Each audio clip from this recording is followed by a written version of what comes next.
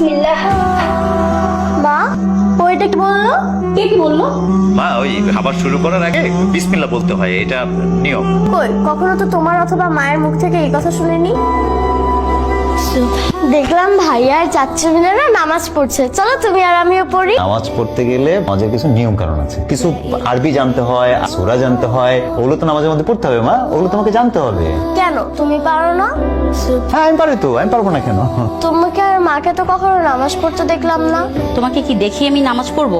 আর তোমার বাবা নামাজ পড়ে না কে বলেছে? তোমার বাবাকে তুমি দেখো না প্রতি শুক্রবার যে মসজিদে গিয়ে জুম্মার নামাজ পড়ে? তাহলে কি ওরাও জুম্মার নামাজ পড়ছে? এই বোকার মতো কথা বলছো কেন?